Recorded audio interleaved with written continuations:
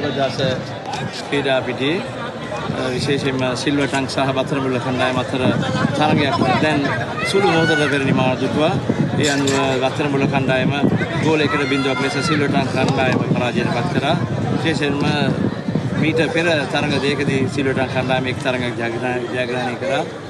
මිනාද එක් තරගයක් පරාජයට පත් වුණා. කෙසේ වෙතත් අද දින මෙම අද පැවති තරගයේදී තම තීරණාත්මක තරගයක්.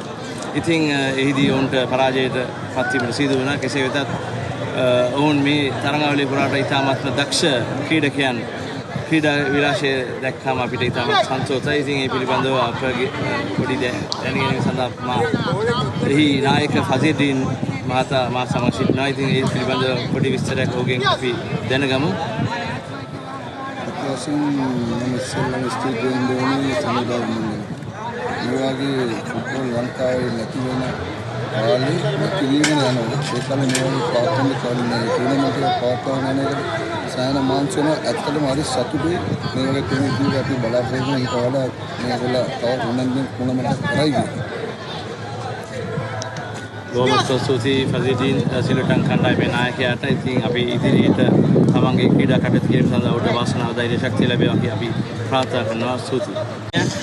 සියලු දෙනාටම ආදරයෙන් සිටින්නේ සුබදාස ක්‍රීඩා පිටියේදී මා සමග සිටිනවා මාලිගාවත් වේට්‍රන්ස් කණ්ඩායමේ නායක විශේෂයෙන්ම අද දින සුවිශේෂී තරගයක් මාලිගාවත් වේට්‍රන්ස් සහ කොට්ටේන කණ්ඩායම අතර අද දින තරගය පැවැත්වුණේ. මේ තරගයේ ජය පරාජය තොරව තරගයක් බවටයි නිමාව දුටුවේ.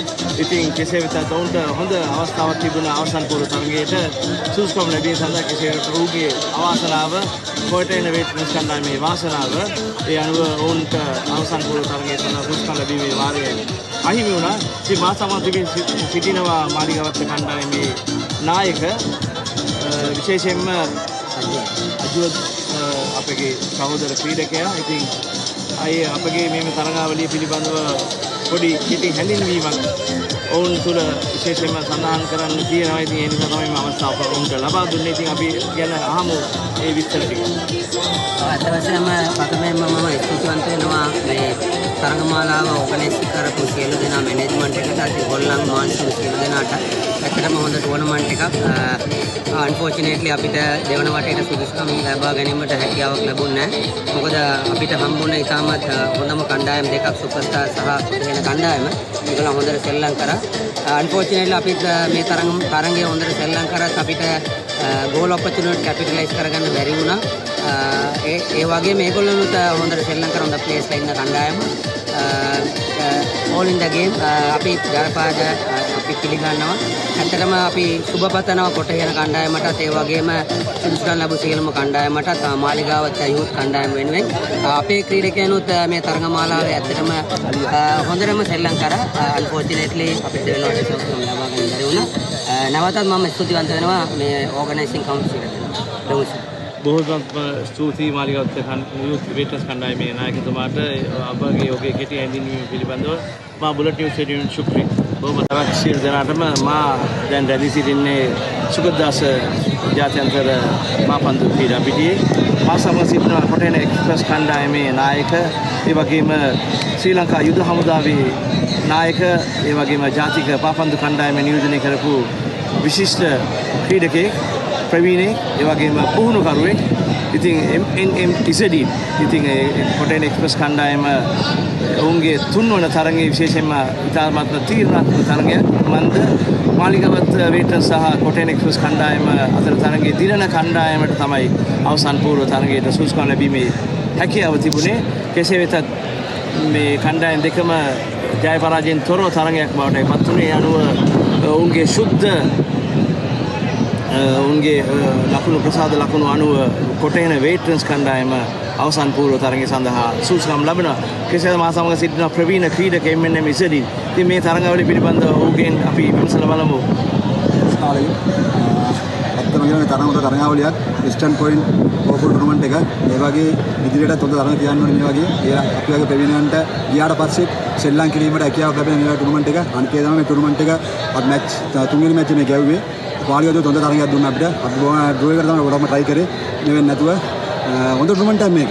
ඉස්සරහට එන ක්‍රීඩකයන්ටත් යාරිසන කට්ටිය දිගටම මේවයි කරන්න ගියොත් හොඳයි කියලා මම හිතනවා.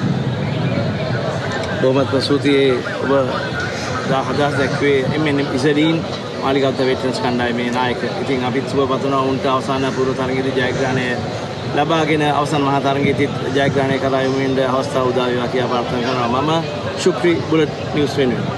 මේ සුබදාස ක්‍රීඩාංගණයේ අද දින ප්‍රවීණයන්ගේ තරගයේ තවත් තරගයක් සුපර්ස්ටාර් සහ ඕල් බෙන්ච් කණ්ඩායම අතරයි පැවතුනේ. එම තරගයේදී සුපර්ස්ටාර් කණ්ඩායම ගෝල 3ට 1ක් ලෙස පරාජයට පත් වුණා ඕල් බෙන්ච් කණ්ඩායමට.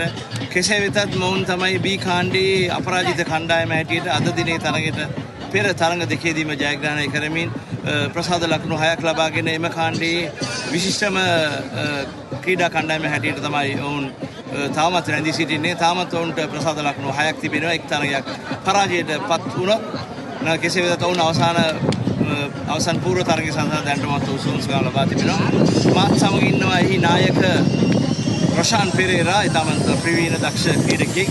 ඉතින් මේ තරගාවලිය පිළිබඳව අපි ඔහුගෙන් යම් කිසි තොරතුරක් අපි මේ ක්‍රීඩා තරගාවලිය පුරාවටම පැවති ආකාරය පිළිබඳව ඔහුගේ කෙටි අදහසක් අපි ඔහුගෙන් බලාපොරොත්තු වෙනවා. ඉතින් මේ තරගය පිළිබඳව ඔබ දරන අදහස මොකක්ද රොෂාන්? ඇත්තටම මම හිතනවා පුත තරගයක්. ප්‍රවීණින්ගේ පාපන්දු ක්‍රීඩාව වෙනුවෙන් මේ කරන දේ බොහොම හොඳට කරනවා මේ ඕගනයිස් කණ්ඩායම මේ කමිටුව එක. මම හිතනවා මේ වගේ තරඟ තවත් පවත්වන්න ඔබට ශක්තිය ධෛර්යය ලැබෙයි කියලා. අපි තරඟයේ ගෲප් එකේ ලීඩින් ඉන්න ටීම් එක අපි අද අත්දැක බැලීමක් කරන්න ගියා. අපි අලුත් ප්ලේයර්ස්ලා දාලා මැච් එක පැවතුණා. නමුත් අපි ඊළඟ සෙමි ෆයිනල් එකට අපේ ටීම් එක පත්ලා ඉන්න ඊළඟ මැච් එකේ අපි හිතනවා අපි ඊළඟ වරේ තරඟයක් දෙන්න. ඔයගොල්ලන්ගේ ඕගනයිස් කමිටුව එකත් හොඳට කරනවා. අපි ආසයි ලබන පාරත් මේ වගේම කරන්න ධෛර්යය ලැබේවා කියලා ප්‍රාර්ථනා කරනවා. බොහොමත් ස්තුතියි ඔබේ ප්‍රාර්ථනාවේ. වගේම අපේ ප්‍රාර්ථනාවයි තමයි අවසාන පූර්ව තරගයේ ජයග්‍රහණය කර අවසන් මහා තරගයේ සූරයන් වීරයන් බවට පත්වීමේ වාසනාව ඒ හැකියාව ලැබේවයි කියලා ප්‍රාර්ථනා කරනවා. බතරමුල්ල කණ්ඩායමේ නායක ඒ වගේම ශ්‍රී ලංකා ජාතික පාපන්දු කණ්ඩායම නියෝජනය කරපු ක්‍රීඩකයෙක් තමයි ඉසුරු පෙරේරා. ඉතින් අපි හුරතලයට කියනවා බන්ටි කියලා. ඉතින් ඉතාමත්ම දක්ෂ ක්‍රීඩකයෙක්, විශේෂයෙන්ම තමාගේ නායකත්ව ඒ කුසලතා පෙරදරි කරගෙන බත්තරමුල්ල කණ්ඩායම අවසන් පූර්ව තරගයේ දක්වා ගෙනාපු ක්‍රීඩකයා කිව්වොත් මා නිවැරදි කියලා මම හිතනවා. ඉතින් මෙම තරගාවලිය පිළිබඳව පොඩි හැඳින්වීමක් පිළිබඳව අපි ඔහුගෙන් විමසමු මේ තරගාවලිය කොහොමද කියලා. අවංකම් කියන්නේ ඉස්සල්ලාම සුදුම් වෙන්න ඕනේ මට මේ අවස්ථාව ලබා දුන්නට. ඒ වගේම තමයි මේ තරගාවලිය ඇත්තට මේක හොඳ මොනවාද පෙරවරුවක් වගේ අනිත් මේ සංවිධානය කරන සංවිධායකයන්ට ඇත්තට මේක ඇත්තට ඕගනයිසින් කරලා තියෙන ක්‍රමවේදය හැමදේම ගොඩක් සතුටු වෙන්න පුළුවන් ක්‍රමවේදයකට තියෙන්නේ. හරි වෙලාවට ක්‍රමවේදයකට අනිත් ඩිසිප්ලින් ඒ ඔක්කොම රඳා පවත්වන මේ ටූර්නමන්ට් එක හොඳටම කරනවා. ඉතින් ඒකෙන්ද මම හිතනවා මේක අනිත් ටූර්නමන්ට් කරන කට්ටියට හොඳ උදාහරණයක්. මේ වගේ ටූර්නමන්ට් එකක් කරන්නේ කොහොමද ඕගනයිස් කරන්න කියන එකට ඇත්තටම සතුටුයි. මේ වගේ මේ අපි ප්‍රවීණව වෙලා මේ වගේ ක්‍රීඩා තරගයකට සහභාගී වෙලා මේ වගේ හොඳ ක්‍රීඩා සංවිධානය කරලා තියෙන ක්‍රීඩා තරගයකට ක්‍රීඩා කරන්න ලැබීම ගැන ගොඩක් සතුටු වෙනවා. ඉතින් අද දිනේ ඔවුන් සුදුසුකම් ලබා තිබෙනවා අවසන් පූර්ව තරගයට. ඉතින් අපගේ උණුසුම් සුබ පැතුම් එම තරගයේ ජයග්‍රහණය කරලා අවසන් මහා තරගයටත් සහභාගී වෙලා උන්ට මෙම විශේෂයෙන්ම ප්‍රවීණයන්ගේ කුසලානය දිනා ගැනීමේ හැකියාව වාසනාව ලැබේවා කියලා මම ප්‍රාර්ථනා කරනවා. මා බුලට් නිවුස් වෙනුවෙන් ශුක්‍රී ස්තුතියි. බුලට් මීඩියා ආයතන මගින් සංවිධානය කරන ලබන අවුරුදු 40ට ඉහළ ප්‍රවීණයන්ගේ පාපන්දු තරග මාලාවේ තවත් තරගයක් අද දින සෝඩ සහ මුතුවැල්ල ක්‍රීඩා සමාජය අතරයි පැවතුනේ. එම තරගයේ කණ්ඩායම් දෙකම ගෝලයේ බැගින් ලබාගෙන ජය පරාජයෙන් තොරව තරගයක් බවටයි පත් වුනේ. කෙසේ වෙතත් මුතුවැල්ල කණ්ඩායම අවසන් පූර්ව තරගයේ සඳහා සුදුසුකම් ලබනවා.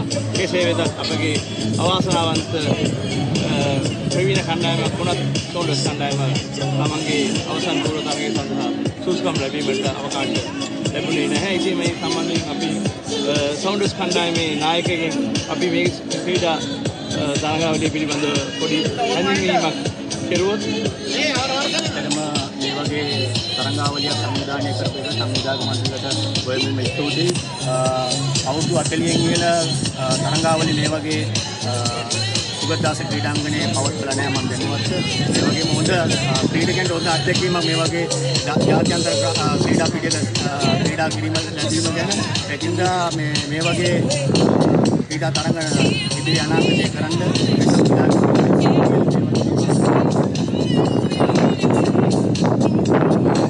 මා දැන් රැඳී සිටින්නේ සුගතදත්ත ක්‍රීඩා පරිශ්‍රයේ. මාත් එක්ක ඉන්නවා මුතුවැල්ල ක්‍රීඩා සමාජයේ දේශීය ක්‍රීඩකයෙක්. ඉතින් මේ ක්‍රීඩා තරගමාලාව පිළිබඳව ඔහුගෙන් පොඩි අදහසක් තමයි අපි මේ දැනගන්නේ. මේ තරගාවලිය පිළිබඳව ඔබ දකින්නේ කුමන කෝණයෙන්ද?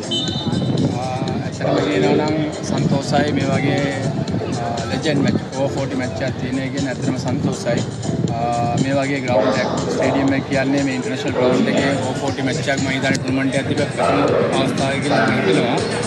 අපි මේ ඉස්සර තරඟ ඇදලා තිනවා පිට ග්‍රවුන්ඩ් වල මේ වගේ ඉන්ටර්නැෂනල් ග්‍රවුන්ඩ් වල මැච් එකක් ගහන එකත් ඇත්තටම සන්තෝෂයි.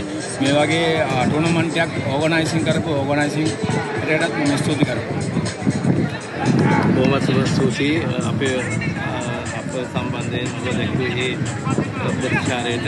ඉතින් ඊළඟ රටේ තුරුම් ලබා දෙන මුතුවැල්ල ක්‍රීඩා සමාජය ඔවුන්ටත් අපගේ සුබ පැතුම්. ඔවුන්ටත් වාසනාව අවසාන මහා තරඟය දක්වා යෑමට වාසනාව හිමි වෙන කියලා ස්තුතියි.